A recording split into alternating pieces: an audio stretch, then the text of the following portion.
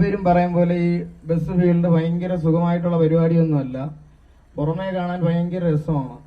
നല്ല രീതിക്ക് ഇപ്പം എന്റെ അടുത്തായാലും ഒത്തിരി പേര് പറയുന്നുണ്ട്, ഇങ്ങനെ പിള്ളേര് ആ ഒരു വൈബ് ഈ വീഡിയോസ് ഒക്കെ കാണുമ്പോൾ പറയും, ആ പിള്ളേരെ കൂട്ടത്താ ഇങ്ങനെ ഇങ്ങനെ എന്നൊക്കെ പറഞ്ഞ് കുറെ പേര് പറയുന്നുണ്ട്.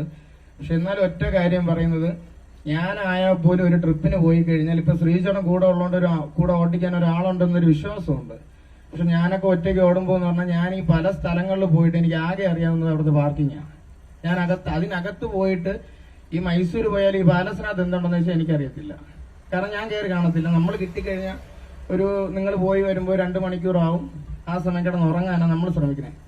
അപ്പൊ അതുകൊണ്ട് ഇപ്പൊ ഈ നൈറ്റൊക്കെ ആയാൽ പോലും നമ്മൾ ഇരുന്ന് ഓടുന്നു. പിന്നെ ഇപ്പോ നിങ്ങളെ ഈ 49 പേരുടെ ഇപ്പം ജീവൻ ഞങ്ങളുടെ കയ്യിലാന്ന് പറയും. പക്ഷെ അല്ല, ദൈവത്തിന്റെ കയ്യിലാണ്. കാരണം ഞാനൊക്കെ എന്റെ കയ്യിൽ നിന്ന് വണ്ടി പാളി പോയിട്ട് ആ ദൈവം തിരിച്ച് കൈ തന്നിട്ടുണ്ട് വണ്ടി. അതൊരു പ്രത്യേക ഒരു ഇതാണ്. കാരണം ഞങ്ങളൊക്കെ വണ്ടി ഓടുമ്പോൾ ഓപ്പോസിറ്റ് വരുന്നവർ വരെ ഉറങ്ങി ഞങ്ങളുടെ നേർക്ക് വരുന്നത് ഞങ്ങൾ കാണുന്നതാണ്. അതുകൊണ്ട് എപ്പോഴും പറയുന്നത് ഇതൊരു സുഖമുള്ള പരിപാടിയല്ല. അതിൻ്റെതായ നല്ല രീതിക്ക് റിസ്ക് എടുത്തിട്ട് തന്നെയാണ് ഇരുന്ന് ഓട്ടിക്കുന്നതും എല്ലാം. ഇവൻ ബസ് എടുക്കാൻ പോണെന്ന് പറഞ്ഞു, അതുകൊണ്ട് പറഞ്ഞു